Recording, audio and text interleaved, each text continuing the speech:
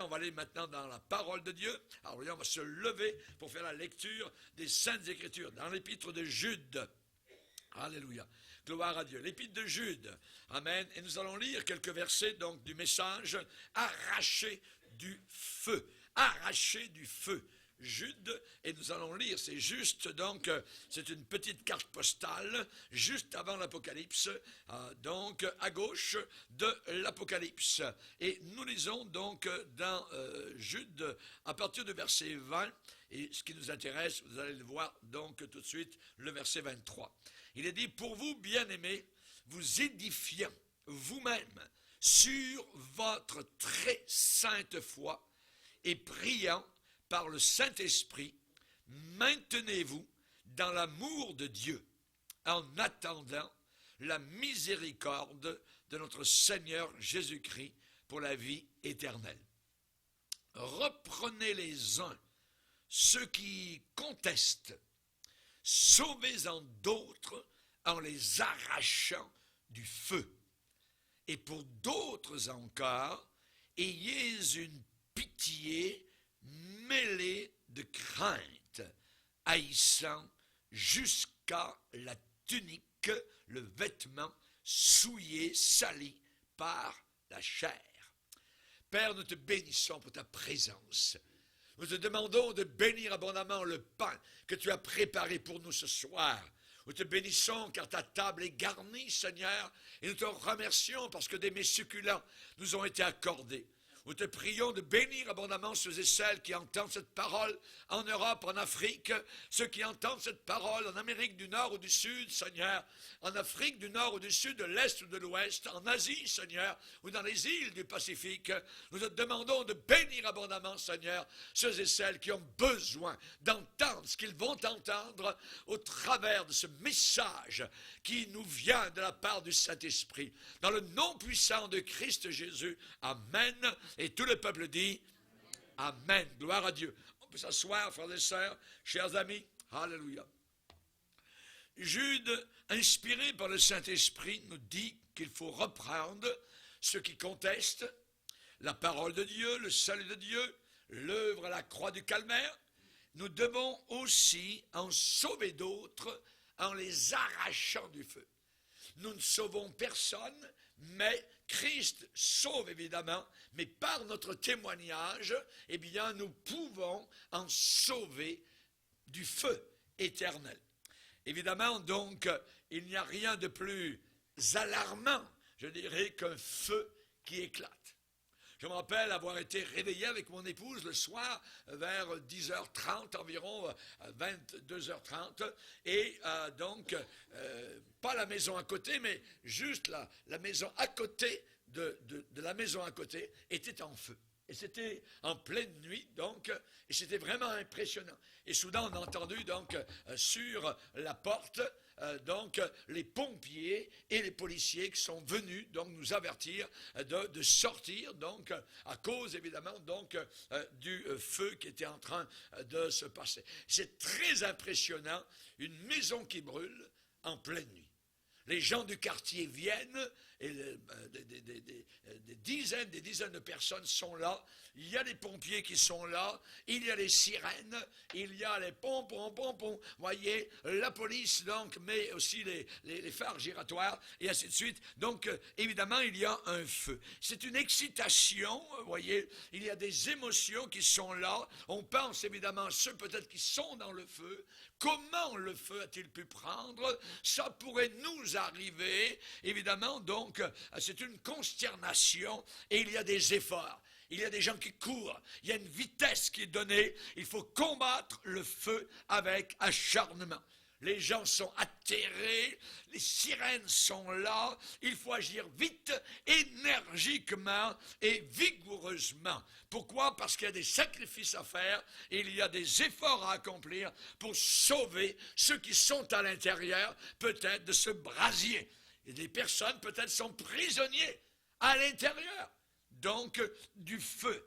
des habitants qui sont donc à l'intérieur de la maison, ou parfois des pensionnaires. Donc, comme c'est arrivé donc à l'île Verte, particulièrement en plein hiver, ici à moins 30, donc où il y a un hospice donc de vieillards qui s'est mis à brûler. Donc, évidemment, on se rappelle le feu au lac Mégantic, hein, où le train fou, donc, est arrivé en pleine ville, donc, il a mis le feu au centre-ville, donc, il est devenu un brasier très rapidement. On se rappelle évidemment donc peut-être ceux qui connaissent l'histoire, qui sont allés dans la région de Napoli, vous voyez, en Italie, et là il y a eu un feu inimaginable. C'est une montagne à côté de Pompéi qui s'est mis en feu. Le Vesuvio, donc le Vésuve, s'est mis en feu, et donc il y a eu évidemment donc beaucoup de morts. Et on se rappelle évidemment Sodome et Gomorrhe. Combien, évidemment, de personnes sont mortes, donc, à l'intérieur du brasier qui avait été allumé par le ciel. Chers amis, j'aimerais vous parler du feu, du péché.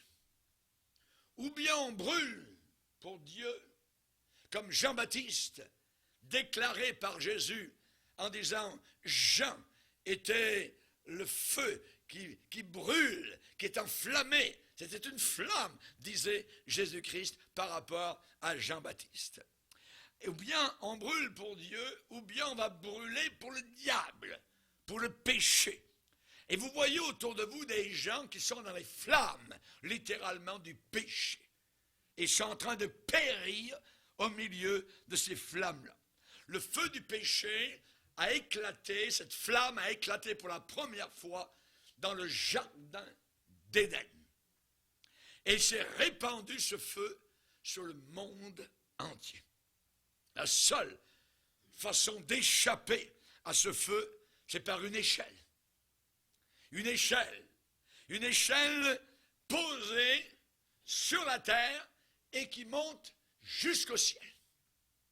Et cette échelle a été vue par Jacob. Cette échelle touchait au ciel, elle était posée sur le sol de la terre. La Bible déclare, et voici une échelle de sauvetage, était appuyée sur la terre et son sommet touchait au ciel. Et voici des anges de Dieu montaient et descendaient par cette échelle. L'échelle, je vous le dis en mille, c'est Jésus-Christ. C'est lui, le seul médiateur, le seul sauveteur entre, je dirais, la terre et le ciel. Il n'y a qu'un seul médiateur entre Dieu et les hommes. Il n'y a pas d'autre médiateur, il n'y a pas d'autre médiatrice que le Seigneur Jésus-Christ. Il a dit, je suis le chemin, la vérité et la vie. Personne ne vient au Père que par mon échelle, par moi. Alléluia. La question est posée dans l'Épître aux Hébreux, comment échapperons-nous si nous négligeons une si grande échelle? Si nous négligeons un si grand salut? Impossible, impossible. Vous allez brûler dans le brasier si vous n'êtes pas sauvé par le pompier appelé Jésus-Christ. Chers amis, on sait qu'on peut être enflammé par le péché de convoitise. On peut être enflammé par le péché de l'impureté. On peut être enflammé par le péché de la cupidité. On peut être enflammé par la drogue, par la légèreté, la frivolité, par la convoitise sexuelle. On peut être dans les flammes, littéralement, déjà de l'enfer, ici-bas, sur cette terre.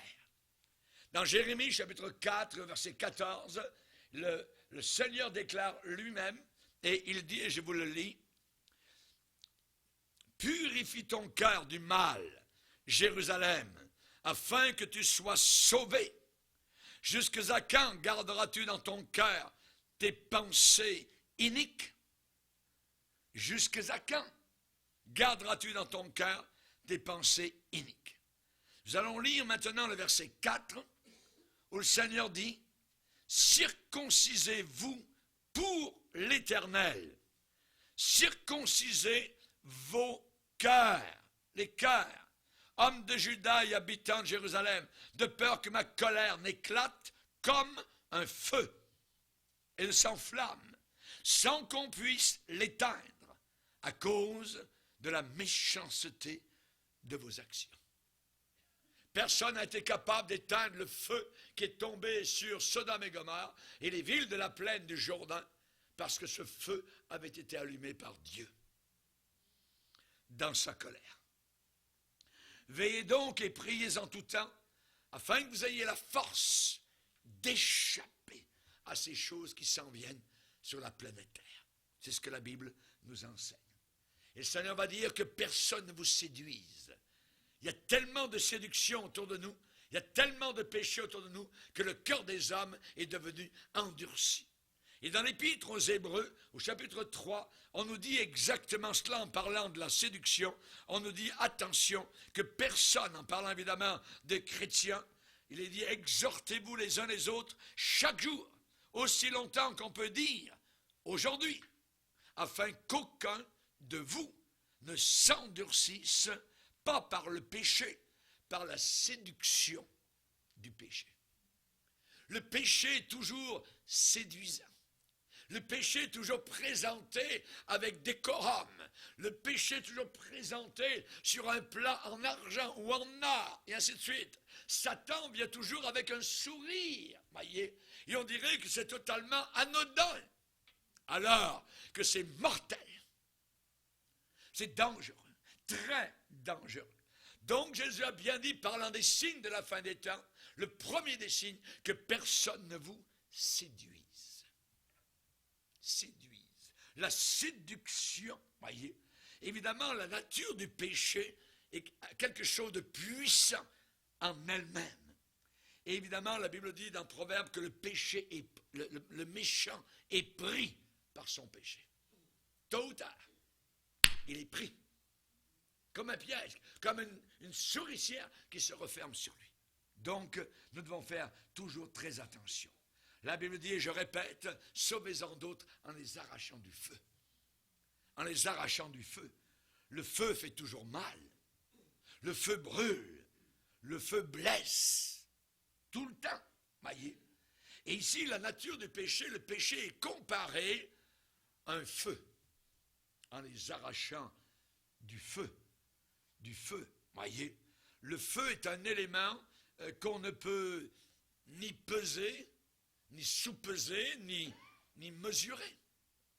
C'est le feu. Et le feu brûle.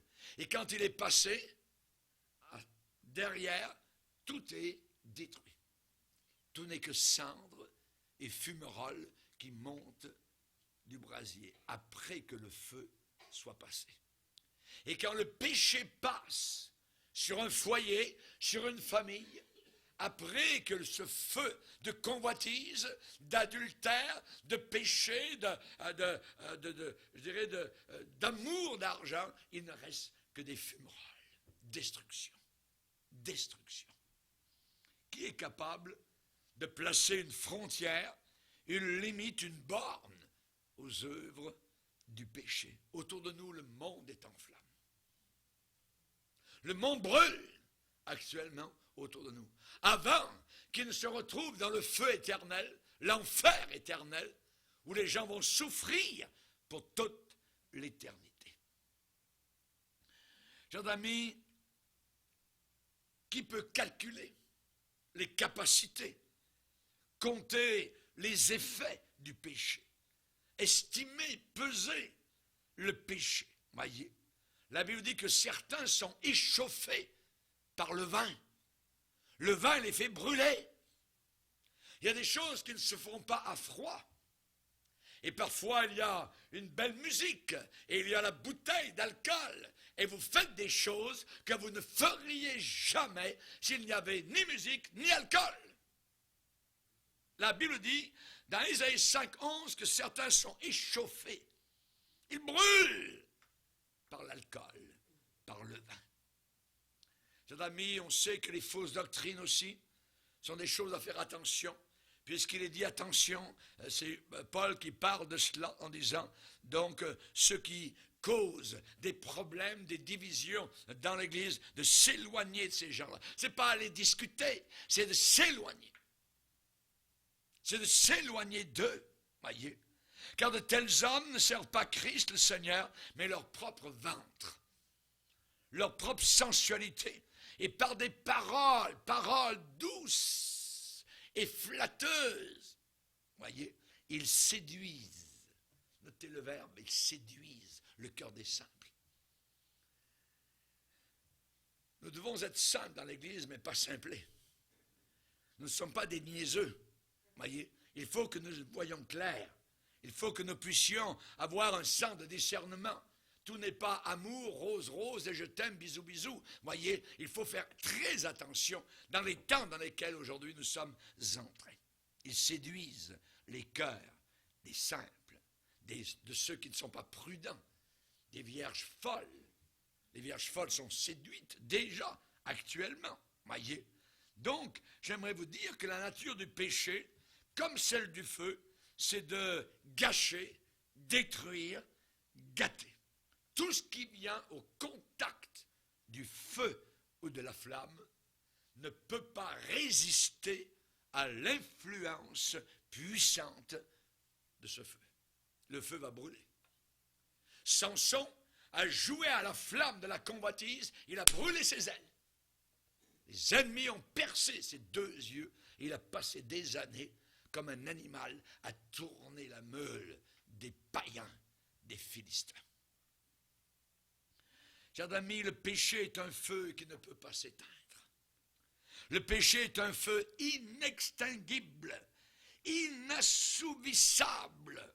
Le péché est un feu qui peut se trouver être plus puissant que toute la pensée humaine, la sagesse humaine. Oui, moi je vais faire ceci. Non, non, non, tu n'y arriveras pas. Ne joue jamais avec le feu, ni avec les allumettes, parce que ta maison peut brûler. Ta vie spirituelle peut se réduire en cendres, totalement.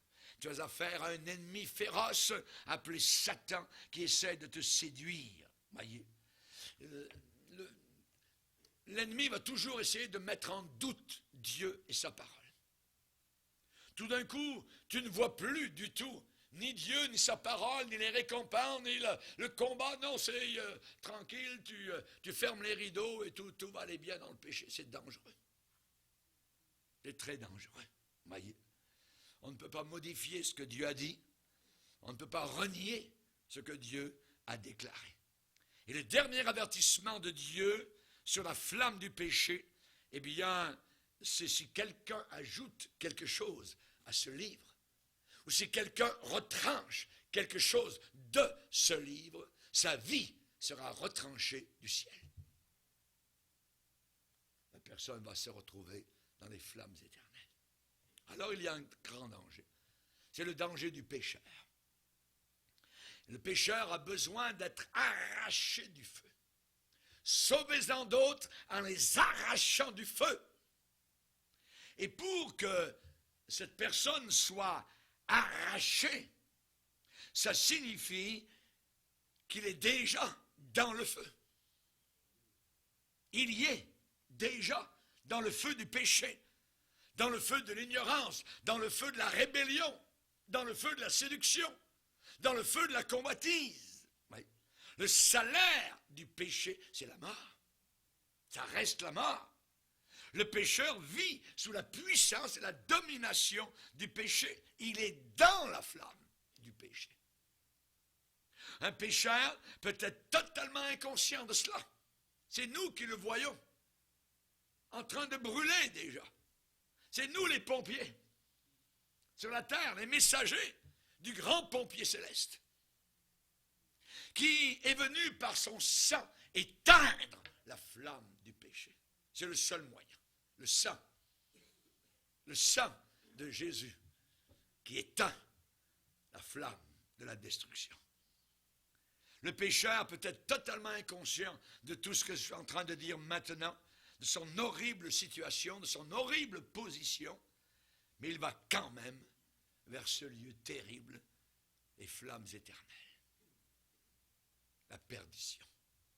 Jésus a bien dit, spacieux, il y a de la place, spacieux est le chemin qui mène à la perdition, aux flammes éternelles. Vous étiez morts par vos offenses et par vos péchés dans lesquels vous marchiez autrefois. Autrefois, nous marchions déjà dans les flammes.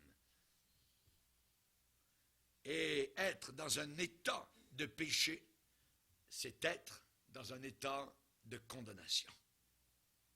Le péché étant consommé, achevé, il produit la mort. La mort. Nous étions morts par nos offenses. Alors, il y a besoin d'une œuvre de sauvetage. Une œuvre de sauvetage. Sauvez-en d'autres. On parle de salut. Sauvez-en d'autres en les arrachant du feu. On parle du brasier du péché. On parle de la fournaise, le danger terrible dans lequel il se trouve. Il y a seulement deux manières pour qu'un tison soit sauvé du feu, soit empêché de brûler. Premièrement, il faut éteindre le feu. Ou, deuxièmement, extirper le tison du feu, de sortir de la flamme. La Bible nous enseigne, dans Galates, que Jésus-Christ s'est donné lui-même pour nos péchés, afin de nous arracher du présent siècle mauvais. Du présent siècle qui brûle. Le monde brûle autour de nous. Quand les gens disent « Oh, c'est l'enfer », ils ont un peu raison, mais ils ne savent pas ce qu'est le véritable enfer qui les attend. Leur meilleur moment de toute l'éternité, c'est maintenant pour eux. C'est terrible de réfléchir à ces faits. On sait que les hommes ne peuvent pas éteindre le feu du péché. Même si vous êtes bien instruit, même si vous faites beaucoup d'efforts, même si vous faites bien votre religion, même si vous aimez vos parents, ainsi de suite.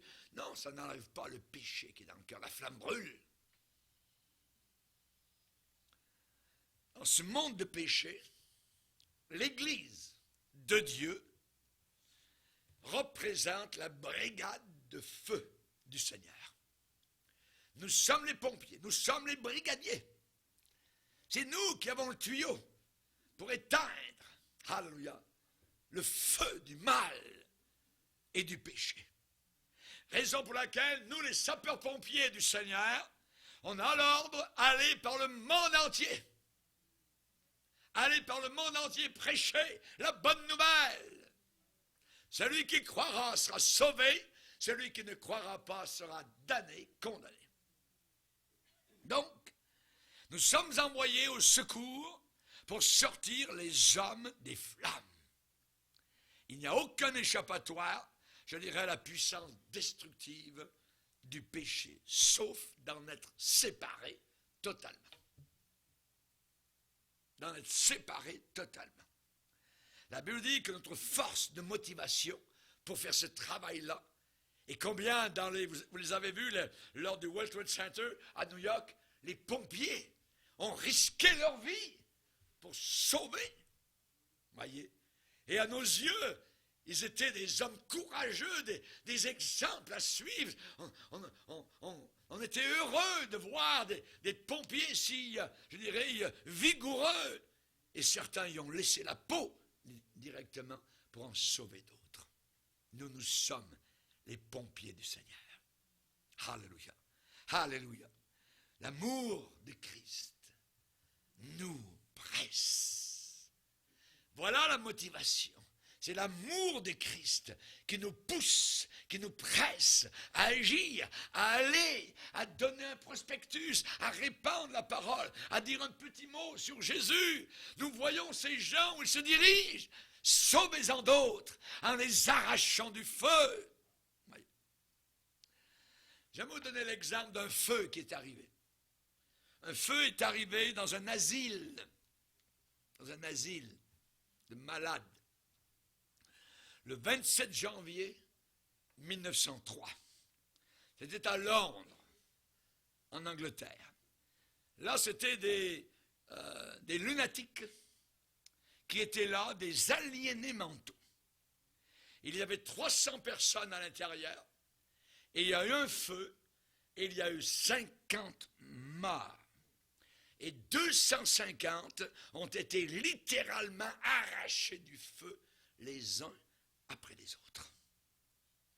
Pendant le sauvetage, ces pauvres personnes se comportèrent de telle manière que ça nous rappelle avec puissance et force comment les pécheurs se comportent de façon insensée et folle. Quand d'autres personnes cherchent à les sauver de tout leur cœur. Et je vais vous donner les réactions. Il y a eu 7 réactions totalement différentes à l'intérieur de cet asile. Et vous allez vite comprendre que c'est la même chose par rapport aux flammes éternelles. Premièrement, quand le feu a éclaté, certains se sont mis à rire. Ils ont vu la fumée qui sortait. Ils se sont mis à rire quand on les a avertis qu'il y avait un feu dans ce lieu. Évidemment, seulement des fous peuvent rire devant une telle calamité. Les fous se moquent du péché. Ils rient quand on leur parle des flammes. Voyez? Seulement ceux qui sont dérangés moralement osent jouer avec le feu du péché. Ils ont perdu la raison. À leurs yeux, mais c'est futile. À leurs yeux, c'est léger, c'est insignifiant, mais c'est même mignon. Athènes, ces gens qui avaient la sagesse humaine se sont moqués de l'apôtre Paul. Ils ont ri quand Paul a voulu les arracher du feu. Paul, c'est bien beau ton affaire, mais Dieu repassera. Nous, les Grecs, on a la sagesse, tout ça. Tu nous parles de quoi, là? Tu sais, ouais, on en reparlera une autre fois. Ils sont moqués, des fous, des insensés. La génération de Noé, ce prédicateur de la justice, annonçant un jugement de terrible qui s'en venait. Les gens ont dit, Noé, mais t'es fou, voyons donc. Voyons donc, Dieu est bien trop bon, Dieu est amour, tout ça. Ils se sont moqués. Ils ont ri.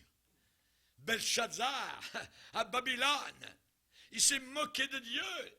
Il a pris les instruments saints qui avaient été pris à Jérusalem et il a mis de l'alcool à l'intérieur et il a offert cela au Dieu de Babylone, à des démons. Cette même nuit, une extrémité de main a commencé à écrire sur la muraille de chaux. La main de Dieu. Il se moquait, c'était un fou. Ceux qui se moquent de l'enfer sont des fous et des folles. Naoum, premier chapitre, Dieu déclare, « J'ai préparé ton cercueil parce que tu es trop léger. » Oh. Donc, dans cet asile, certains sont mis à rire quand on leur a dit que le bâtiment était en flammes. Deuxième réaction, certains ont dit, on ne veut pas quitter notre lit.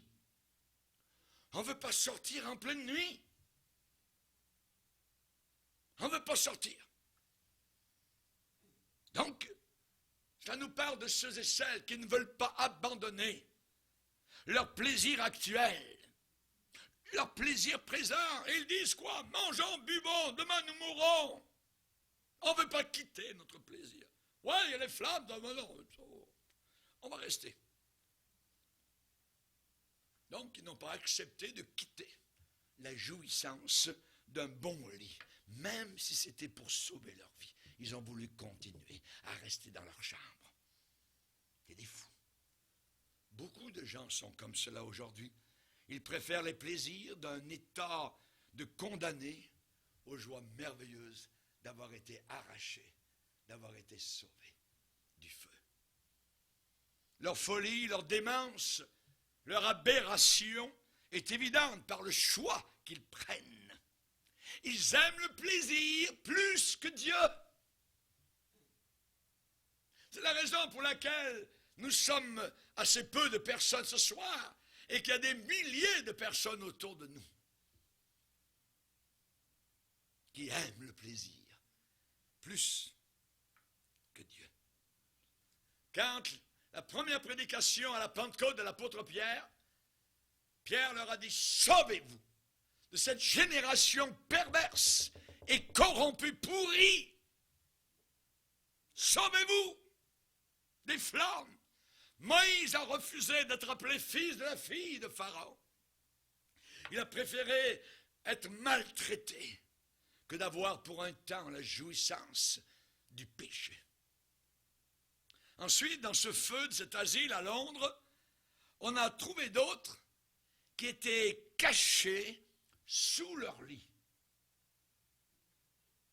Ils étaient cachés sous leur lit pour se préserver du feu.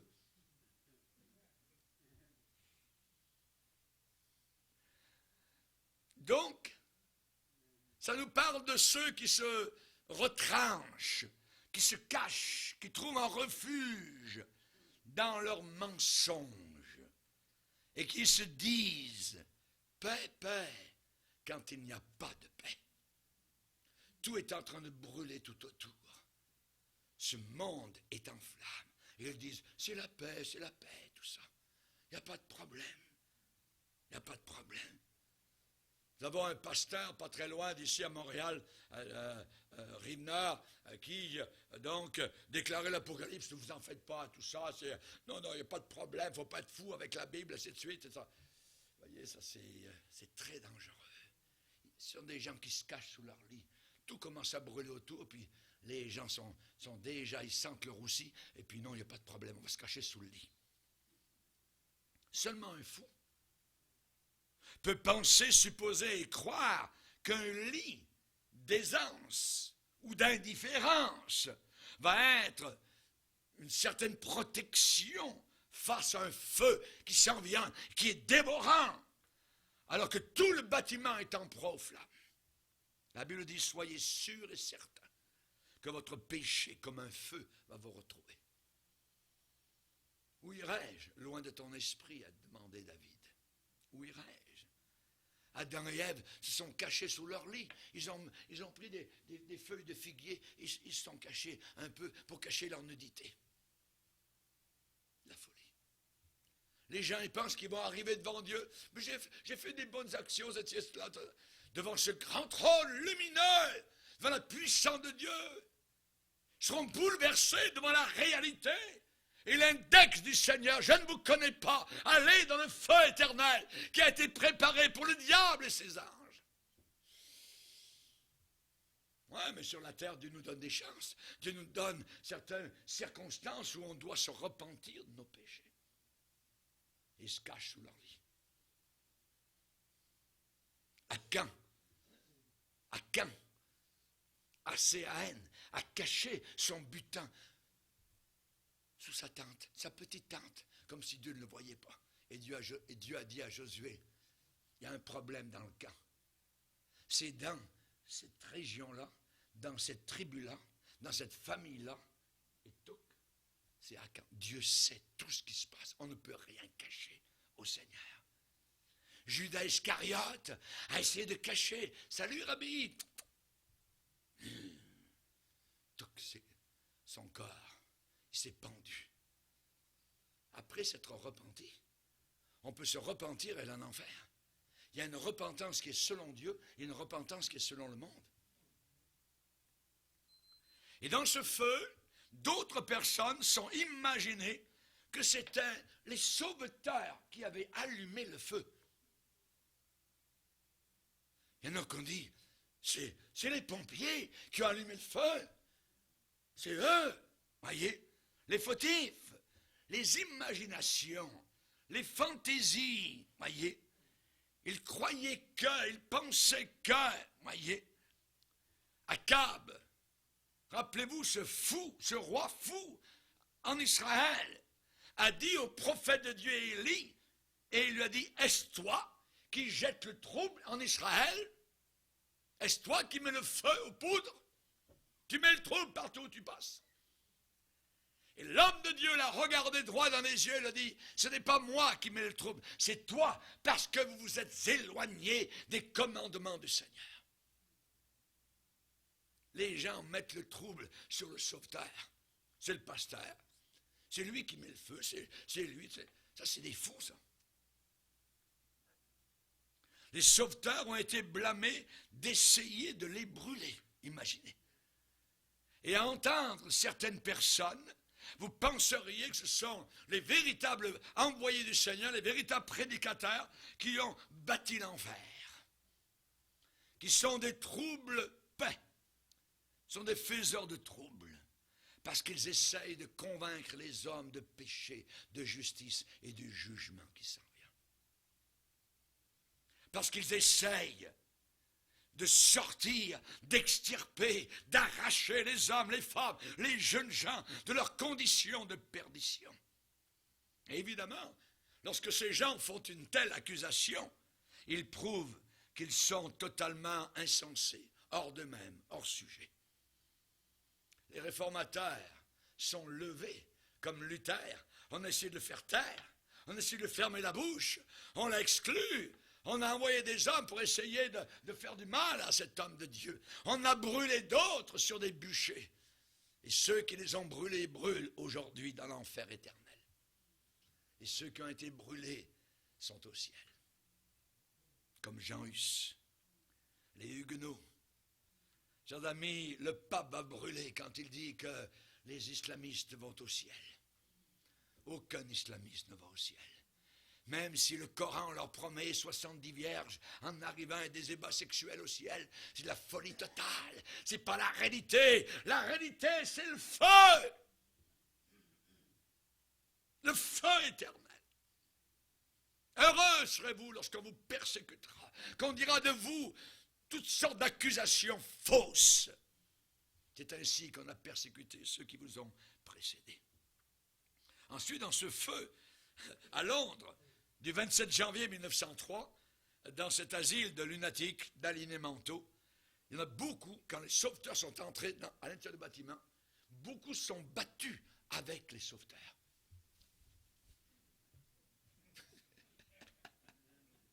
Rendez-vous compte. Rendez-vous compte. Il y en a qui leur ont tiré les cheveux, il y en a qui les ont mordus. Quelle scène à faire pitié. Voyez, quelle tristesse. Une triste preuve de folie, de démence, d'aliénation mentale. Se battre contre ceux qui se sacrifient pour sauver, pour délivrer. Et on voit ça souvent. Très souvent. Hélas, c'est pas rare de voir ceux qui cherchent à sortir les hommes du feu du péché sont moqués, sont ridiculisés. Les gens résistent, se battent contre eux, ils grincent des dents. Et les motivations, évidemment, de ces sauveteurs, eh bien, c'est parce qu'ils sont pleins de miséricorde, ils aiment. Seuls des lunatiques spirituels peuvent se conduire comme cela. Jérusalem, Jérusalem, a dit Jésus, qui tue les prophètes et qui lapide ceux qui te sont envoyés. Combien de fois ai-je voulu te rassembler, mais vous ne l'avez pas voulu. Et c'est la raison pour laquelle dans la Bible on a une parabole qui s'appelle la parabole des vierges folles. Folle, d'une folie. Naboth était un sauveteur, un homme de Dieu, et une démente appelée Jézabel l'a mordu, l'a tiré les cheveux, a écrit des lettres contre lui pour finalement le faire lapider. Le sauveteur mort. Étienne, un sauveteur aussi, un bon pompier, lui aussi a reçu les cailloux d'aliénés mentaux spirituels, de chefs religieux. La plupart des apôtres, des sauveteurs merveilleux ont été tués par l'épée, torturés, déchirés. Antipas est mort à Pergame. Il y a eu une autre réaction, c'est qu'on a entendu certains qui frappaient devant une porte fermée pour sortir, alors que c'était trop tard. Rendez-vous compte. Ça doit être un réveil terrible de venir à la raison. À la raison. Mais c'était trop tard. Ces amis se trouvaient emprisonnés au milieu d'un feu dévorant. Ceux qui refusent qu'on les sorte du feu du péché, ils périront à l'intérieur. Comment échapperons-nous si nous négligeons un si grand salut? On va lire un passage dans Luc 13, verset 25. Luc 13, verset 25.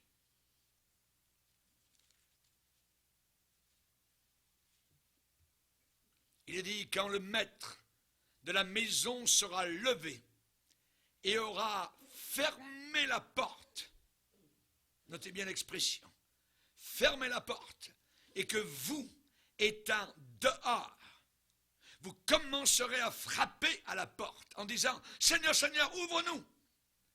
Il vous répondra, je ne sais pas d'où vous êtes. Et alors vous vous mettrez à dire, nous avons mangé, nous avons bu devant toi, et tu as enseigné dans nos rues. Et il répondra, je vous le dis, je ne sais pas d'où vous êtes. Retirez-vous de moi, vous tous, ouvriers d'iniquité, ouvriers de péché.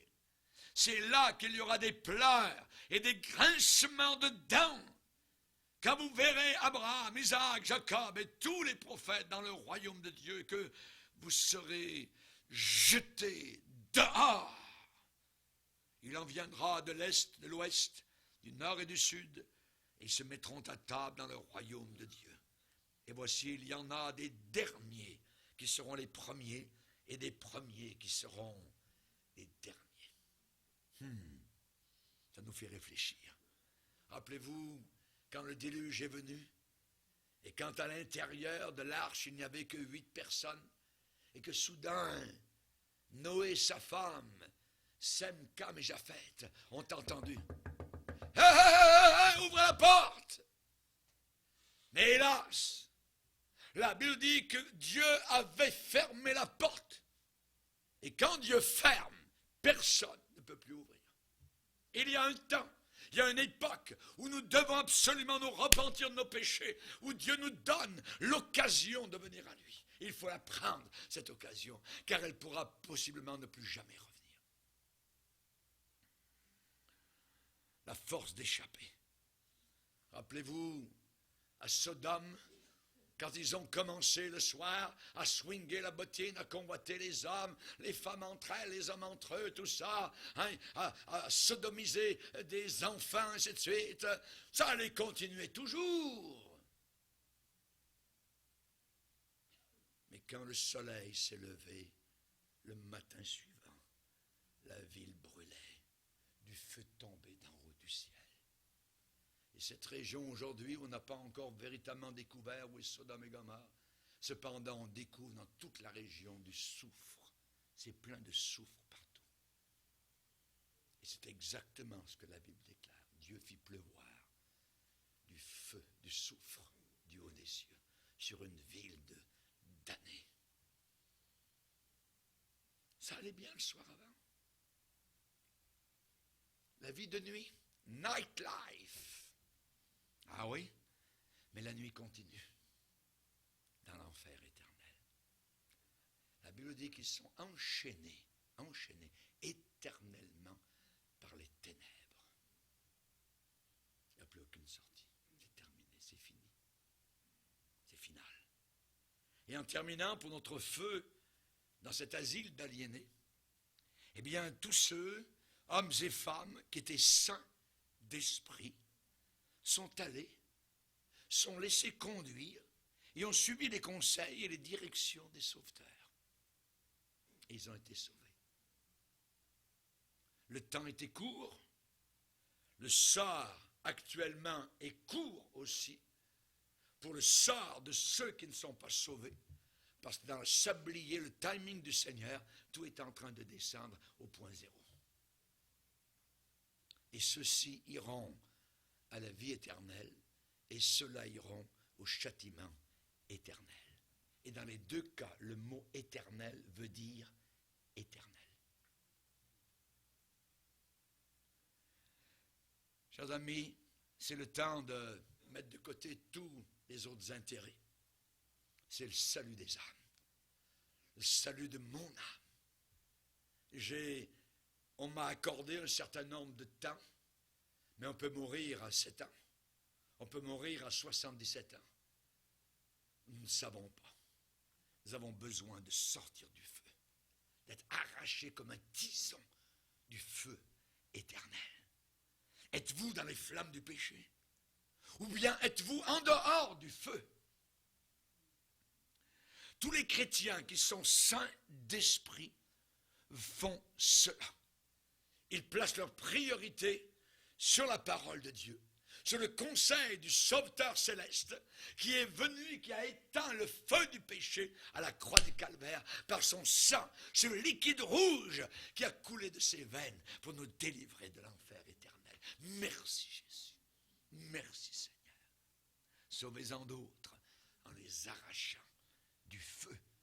C'est une chose certaine et entièrement digne d'être reçue que Jésus-Christ est venu pour sauver des pécheurs, dont je suis le premier, le pire. Seigneur, que Dieu soit béni. Rappelons-nous que Jésus, dans la gloire, il a un corps avec des mains, avec des cicatrices pour l'éternité. Pour l'éternité. Un jour, il y avait une maison qui brûlait et la maman, en train de laver en bas, a regardé, s'est retournée. À la vieille époque, elle était en train de laver dans une grande bassine. Elle s'est retournée, elle a vu de la fumée qui sortait de la maison. Vite, elle est montée dans la maison, elle est entrée dans la chambre où était son bébé. Elle l'a pris, elle l'a enroulé dans une couverture et elle l'a sauvé. L'enfant a grandi. Et à l'anniversaire de la petite fille, elle devait avoir peut-être 7-8 ans, la maman mettait des gants sur ses mains. Et quand les petits amis sont partis après la fête de l'anniversaire, la petite fille a dit « Maman, mais pourquoi tu mets des gants? Tous mes amis étaient pendant la fête, étaient en train de regarder à tes gants qui étaient là. On aurait dit que ça fitait pas, ça allait pas ensemble. » La maman a pris la petite fille sur ses genoux, a enlevé ses gants. Tu vois mes mains, elles sont toutes laides. Parce qu'un jour, alors que j'étais en train de laver, la maison était en train de brûler. Je suis entré dans ta chambre, les flammes étaient là. La fumée était là, j'ai traversé, j'étais enroulé, mais en voulant te sauver, mes mains ont brûlé.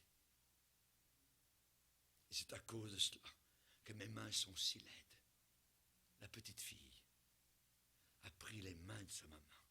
Il a dit, maman, tu as les plus belles mains au monde. Jésus est venu. Nous étions en train de brûler. Il est venu avec tout le courage qu'il a eu. Il est mort sur la croix du Calvaire. Il a pris la couverture de son amour pour nous envelopper dans sa grâce. Et nous devrions dire, Seigneur, merci. Tes mains sont les plus belles au monde. Baissons nos têtes et prions le Seigneur.